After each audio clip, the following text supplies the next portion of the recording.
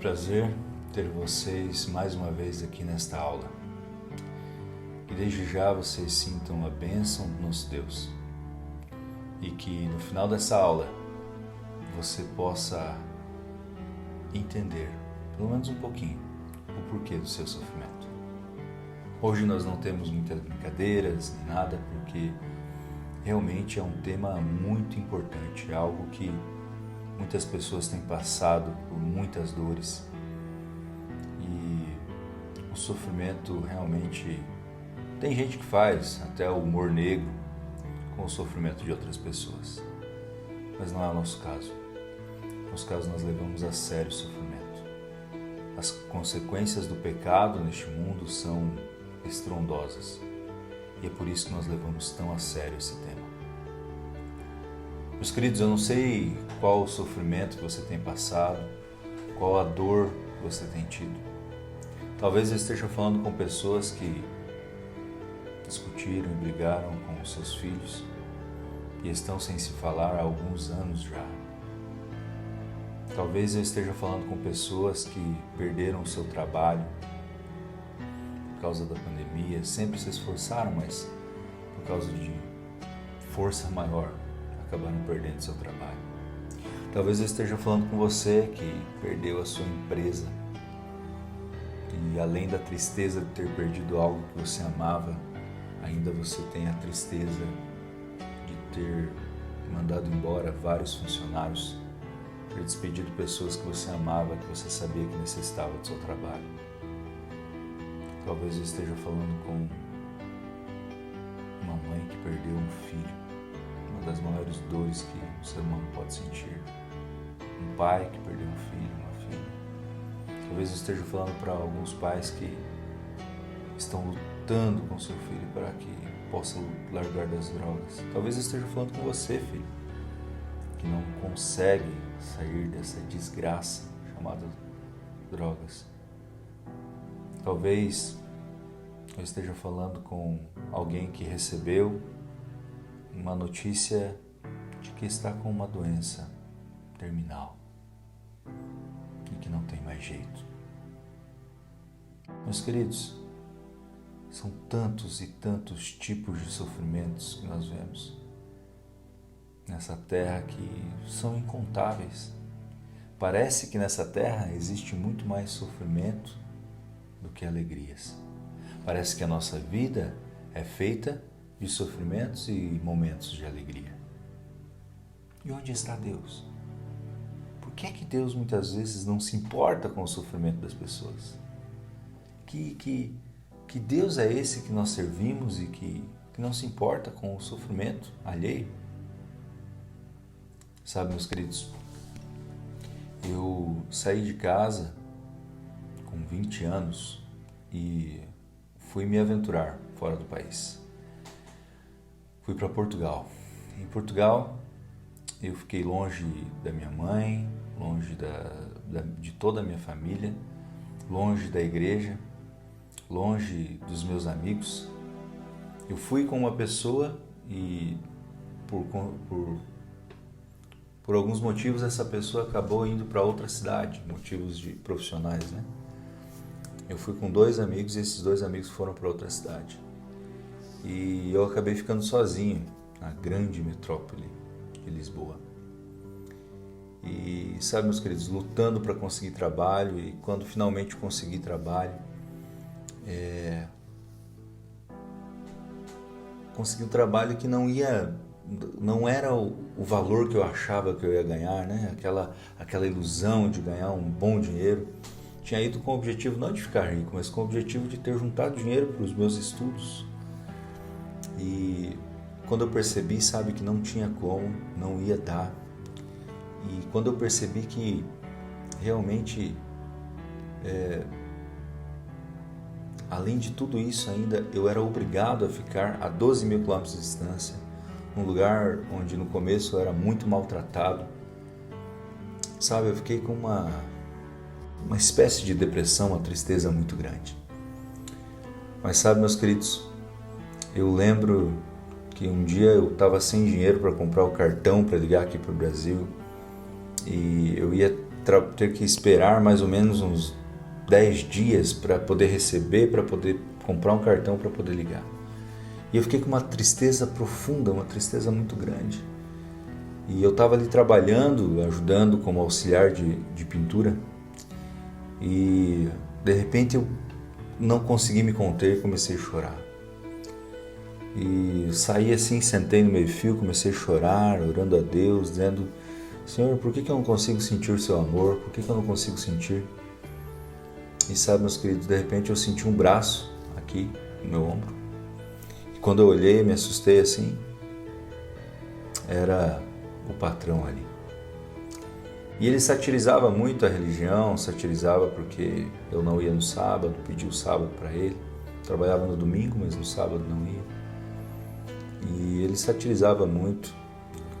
E quando ele me viu ali naquele momento, ele me deu um abraço. Ele era ateu. E quando ele me abraçou, ele pegou um doce, um croissant de chocolate. Uma das melhores coisas que tem lá em Portugal, além do pastel de Belém, que é maravilhoso também. E ele me deu aquele croissant e falou assim: olha, Jeová mandou eu te entregar. Sabe, meus queridos, Deus nunca prometeu que nós não íamos sofrer nessa terra. Mas Ele prometeu que ainda que nós andássemos pelo vale da sombra da morte, Ele estaria conosco. Esta é a promessa de Deus. E amados, eu não sei qual é o sofrimento, qual é a luta que você está tendo. Agora eu sei o que é que as pessoas dizem. Muita gente diz para você: olha só, você está sofrendo isso por causa do seu livre-arbítrio, por causa das decisões erradas que você tomou. E realmente a maioria dos nossos sofrimentos é por causa de decisões erradas que nós tomamos. Tem muita gente que diz para você: olha, Deus está permitindo, Deus está fazendo com que você sofra para que a sua moral possa ser aperfeiçoada, que o seu caráter seja aperfeiçoado e você possa melhorar cada vez mais. E usam até alguns textos bíblicos para comprovar isso. Tem gente que diz assim, que você está numa guerra, e é porque você vive numa guerra e em certo momento por estar numa guerra, você vai levar um tiro. Tem outras pessoas que dizem assim: meu querido, mais uma vez a questão do aperfeiçoamento, né? Não pergunte por quê, mas para quê? Para que serve esse sofrimento que você está passando? E até usa, sei lá, Romanos 8:28, dizendo: todas as coisas cooperam para o bem daqueles que amam a Deus. Realmente são teorias fiéis, teorias verdadeiras, mas são só teorias. E essas teorias não nos ajudam a passar, não nos ajudam a passar por essas dificuldades. E nós muitas vezes continuamos sofrendo, mas com a teoria na cabeça. Essas teodiceias, né, essas defesas do sofrimento do mundo, não nos confortam na hora da dor e do sofrimento. Elas são abstratas e estão cada vez mais desacreditadas. Meus queridos, a maior dor que o ser humano pode sentir é aquela dor que ele está passando, aquela dor que ele passa no momento. A maior dor que eu estava sentindo naquele lá longe de todo mundo era a falta da mãe, a falta do meu país, a falta de ser bem tratado, a falta da família, a falta a maior dor que eu estava sentindo era essa falta. Agora, a maior dor que outra pessoa está sentindo é por ter recebido a informação de uma doença que é incurável. E a maior dor dele é essa, e a maior dor que eu sinto é a minha. A maior dor que uma mãe pode sentir é que saber que o seu filho tem câncer e que vai morrer em pouco tempo. Não tem mais jeito. A maior dor de um pai talvez é descobrir que seu filho teve um acidente e vai ficar de cadeira de rodas o resto da vida. Mas a maior dor que aquela mãe sente é a dor dela. E a maior dor que esse pai sente é a dor que ele sente, é a dor dele. A dor de um filho que acabou perdendo os pais em um acidente é a maior dor que ele pode sentir. Cada ser humano tem a sua maior dor. Por mais simples que pareça, talvez a maior dor de uma menina de 15 anos é o fato dela ter perdido o namorado que ela amava com todo o seu coração, com toda a sua alma, porque ele começou a gostar de outra. Coisas que muitas vezes parecem sem sentido ou tão simples, tão reais, mas realmente é uma grande dor. Então nós queríamos buscar formas mais efetivas de lidar com o sofrimento, entender como Deus tem encarado esse sofrimento. Então, meus queridos, tem várias ideias que nós podemos dizer. Mas eu queria relembrar um pouquinho o que os israelitas, o que eles pensavam. Em primeiro lugar, eles não especulavam uma solução intelectual, não tentavam encontrar uma solução intelectual para o sofrimento. Em segundo lugar, eles não tentavam defender a Deus. Tem muita gente que é advogado de Deus, e fala, não, Deus tem que permitir por causa disso, Deus tem que permitir por causa daquele, Deus tem que permitir por causa daquele outro, assim como foi com Jó, não é verdade? Tem gente que defende a Deus para que você possa continuar sofrendo, olha só. Eles não buscavam defender a Deus. Os queridos, eles viam a Deus como confiável e fiel. Em raras ocasiões eles perguntavam a Deus o porquê do sofrimento. Por exemplo, lá em Salmos 7, versículo 6, ou Salmos 13, 1. Somente em situações extremas eles chegavam a questionar isso, e poucas vezes eles chegaram a questionar, por exemplo, até a escandalosa possibilidade de que Deus não estava sendo fiel ao concerto, a aliança que ele tinha feito. Isso está lá em Salmo 44, 9 a 26 e versículo 88. Então, assim, meus queridos, somente em situações extremas. Mas nós temos também exemplos extraordinariosíssimos. Por exemplo, nós temos ali o extraordinário exemplo de Jó. Imagina só, perdeu sua empresa, perdeu todos os seus negócios, perdeu todos os seus carros, perdeu todos os seus animais, perdeu tudo que ele tinha, até os seus filhos, ele perdeu tudo, até a sua saúde.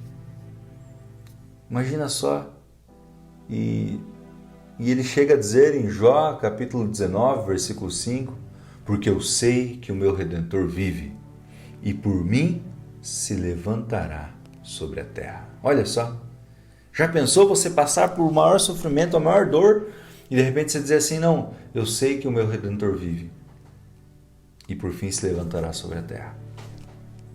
Extraordinário. Abacuque 3, 17 e 18, ele diz assim, ainda que a figueira não floresça, nem haja fruto na vide, o produto da oliveira minta, e os campos não produzam mantimento, as ovelhas sejam arrebatadas do aprisco, e nos currais não haja gado, todavia eu me alegro no Senhor, exulto no Deus da minha salvação.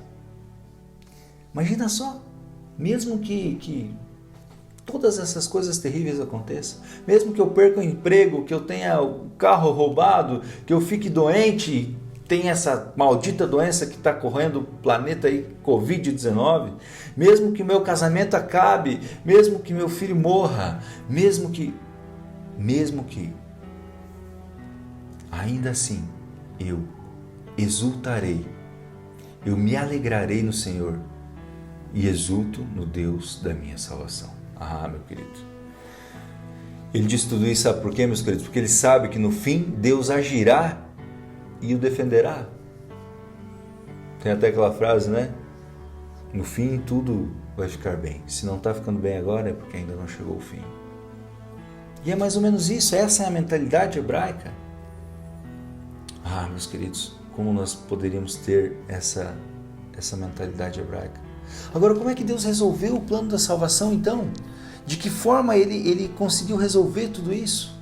Meus queridos, ele conseguiu resolver de uma forma absurda, uma forma extravagante, uma forma escandalosa, uma forma louca.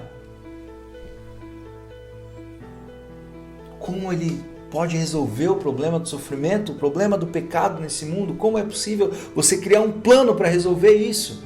Essa doença, essa pandemia do pecado, como é que a gente pode resolver isso?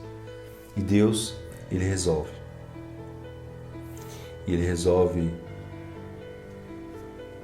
através de, por exemplo, 1 Coríntios capítulo 1, versículo 23. Mas nós pregamos a Cristo crucificado, escândalo para os judeus, loucura para os gentios. Meus queridos, através da cruz, nós percebemos que Deus não é omisso, que Deus não é indiferente. Deus não é indiferente. Deus, ele sofre conosco. E ele é grandioso, ele é altruísta. Ele não é estático como o Cristo Redentor lá no Rio de Janeiro, fica lá parado, com os braços abertos, simplesmente contemplando sem fazer nada toda a miséria daquelas favelas, mortes, tráfico de drogas, sofrimento, prostituição, tudo ali olhando. Toda a miséria daquelas favelas, estático, sem fazer nada. Não, o nosso Deus, ele desceu na terra e resolveu da forma mais escandalosa. Aquela forma que é loucura para os gentios. Essa forma que é um escândalo para os judeus e loucura para os gentios. Ele morreu para acabar com o sofrimento. Imagina só, o maior sofrimento é a morte, e ele passou pela morte para que o sofrimento acabasse. E um dia o sofrimento vai acabar porque ele venceu a morte. E nós conhecemos a história, meus queridos. Morreu da pior forma que existiu, mas ele ressuscitou da forma mais esplendorosa, extraordinária que existiu. Jesus ressuscitou. O Deus que nós acreditamos, o nosso Deus, não tem uma tumba, não está lá na tumba, como Maomé, como Buda. Não. O nosso Deus, o Deus que nós acreditamos, está vivo. Ele ressuscitou. E a sua ressurreição é o que nos dá a maior esperança. A esperança de que nós vamos reencontrar com as pessoas que nós amamos. A esperança de que mesmo que você esteja desenganado pelos médicos, você vai ressuscitar porque Cristo ressuscitou. A esperança de que seu filho vai voltar com o poder de Deus. A esperança de que seu filho vai sair das drogas com o poder de Deus. A esperança de que você vai arrumar um trabalho melhor do que você tem. Por quê? Porque se até a morte, que é a pior coisa que existe nessa terra, foi vencida, o seu problema também pode ser vencido. O seu problema, o seu sofrimento é grande, é muito grande, mas o seu Deus é muito maior do que esse sofrimento. E o seu Deus está aí do seu lado, agora neste momento. Jesus ressuscitou, e porque ele ressuscitou, fez esse grande e maior milagre, ele pode ressuscitar o seu casamento, ele pode ressuscitar o seu filho que morreu e te entregar nos seus braços. Ele pode fazer coisas extraordinárias. Basta você crer, acreditar nesse amor. e entender que, apesar de todo o sofrimento desse mundo, onde é que estava Deus quando você passou por esse sofrimento? Deus estava no mesmo lugar que Ele está agora, no trono dele. Está no mesmo lugar que Ele estava quando Cristo foi crucificado na cruz. O pecado foi vencido, o sofrimento foi vencido. Basta só a gente esperar, aguentar um pouquinho mais, entender que não é nenhuma teoria que nos pode salvar, mas sim a prática.